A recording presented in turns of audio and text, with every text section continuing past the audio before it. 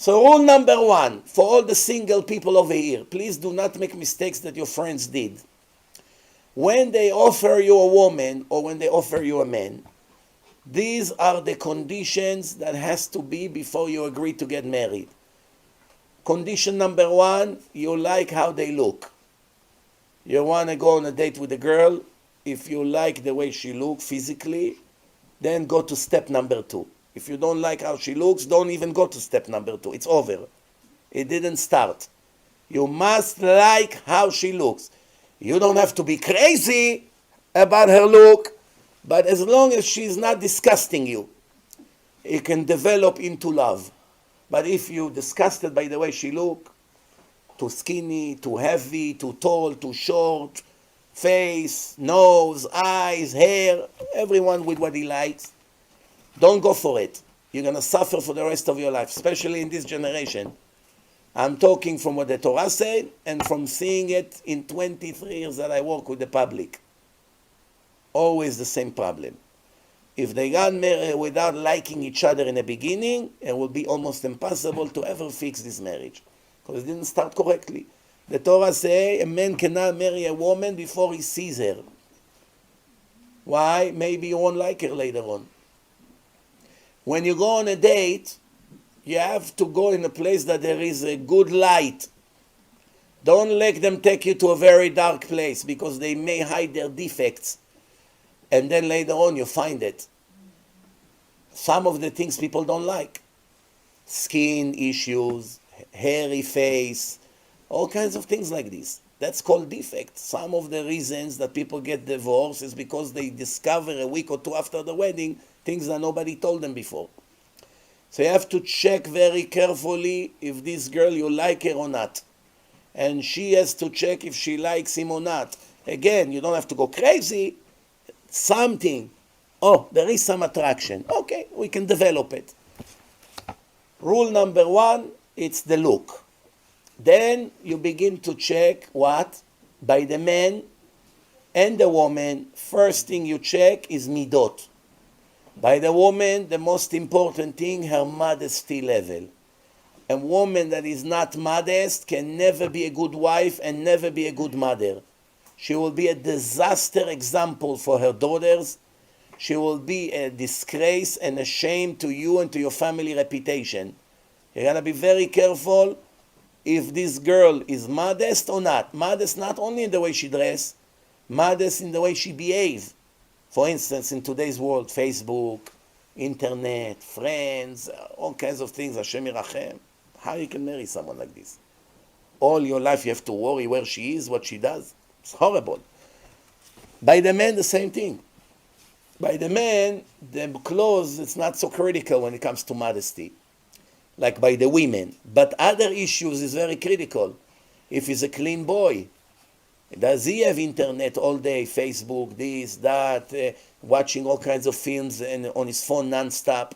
It's going to be very difficult to establish connection with someone that is addicted to his phone and computer. That's one of the biggest problems today in marriages. He comes home, 2 hours only on his phone. Doesn't say a word to her. She puts the food on the table, he eats 2 minutes, right away run to his computer and his phone. Or to watch his nonsense on TV. That's what they do. So you have to check very carefully by the women if they dress modestly and they behave modestly. And they have a clean reputation, meaning the references testify that this is a kosher girl. A girl that does not go to clubs, a girls that do not go to bars, a girls that do not go to not modest movies, and a girl that do not go with the guys to sit at 1 a.m. in a sushi restaurant in Kings Highway, or to smoke nargila with their cousins. That's not the girl you want. Only problem you're going to have with her. Her ideology and mentality, it's already destroyed. What's going to be? She's going to have to pay for the way she is. By the guy, the same thing. She is keeping Shabbos. And where is he Motzei Shabbos? In a club in Manhattan with 15,000 Christians. This is who you want to marry? Twice a week you go with friends to play cards, to gamble. This is who you want your husband to be? So rule number one, rule number two by the man, how he behaves, what's his midot, angry, jealous, stingy, proud, all day ego, show off, tacky, every watch he buys, tons of gold, diamonds, bracelet, this, show off. That shows who he is inside. He's empty inside, and from the outside he's trying to cover for it. This is who you want the father of your children to be?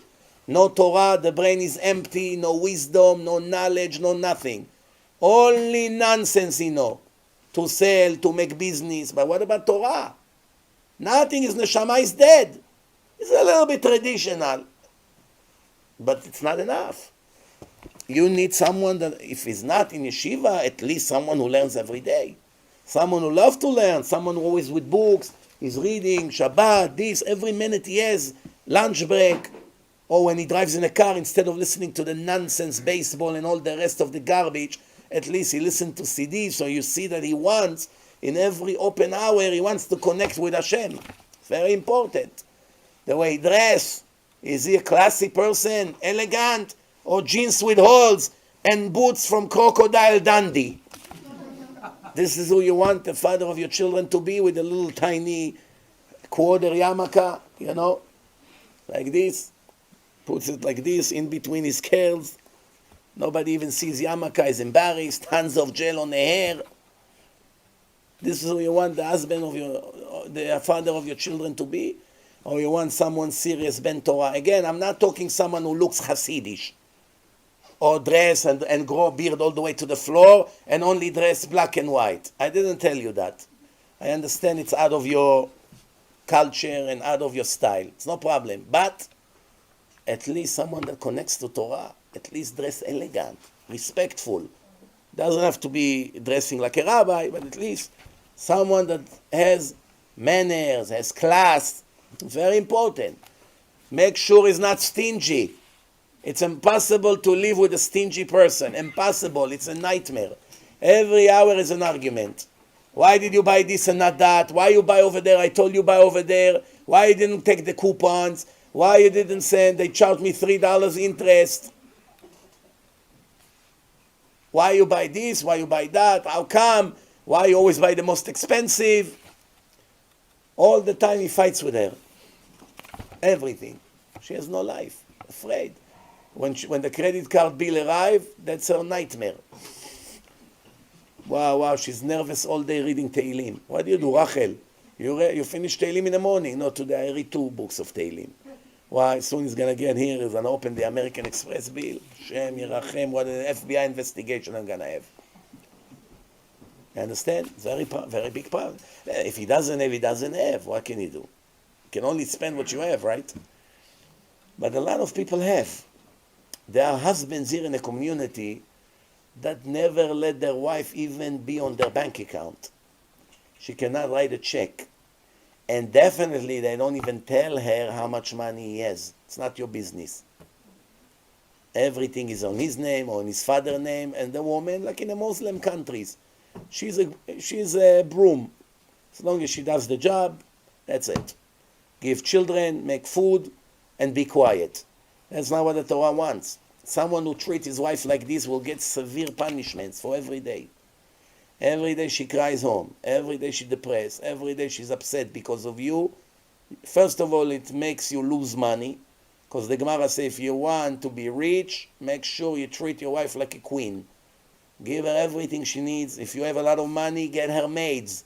There's no mitzvah to torture her. I'm going to educate her.